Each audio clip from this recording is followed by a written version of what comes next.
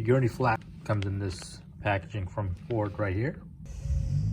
And all you need for this is a T20 torx bit. And just open the trunk. And we should be able to do this pretty easily.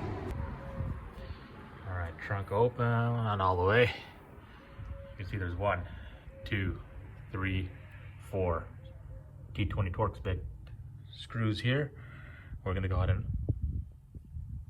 unfasten those and install the Gurney flap in place with, I believe the Gurney flap has, yep, it does. It has new hardware to install. So new longer size screws, fasteners. So we'll do that.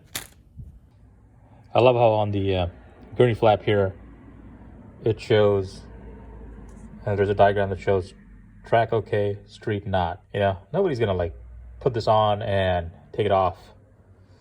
It's gonna go on here now, and it's most likely gonna stay on here for the near future. I'm sure it creates specific amounts of downforce and stuff that diminishes gas mileage on the street, but you know, I don't really drive this car for gas mileage anyway.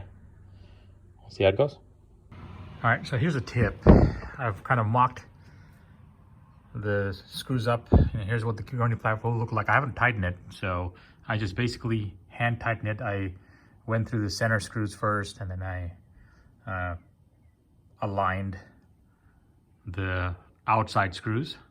But essentially, you know, the reason why I say don't tighten them initially is so you can maneuver around without, you know, scraping up or mucking up the paint and things like that. So now, you know, they're pretty much,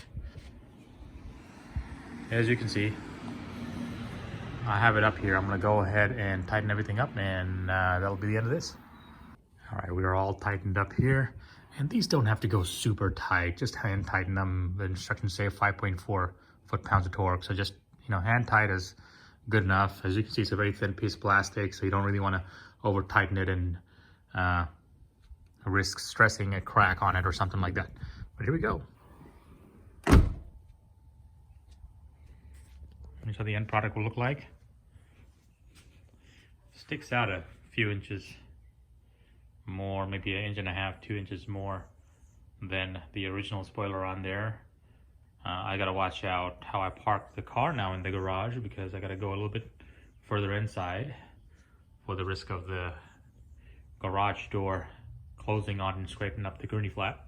So just an FYI, it does change the dynamics or the length of the vehicle from that perspective, if you need to get it into a tight garage or whatnot.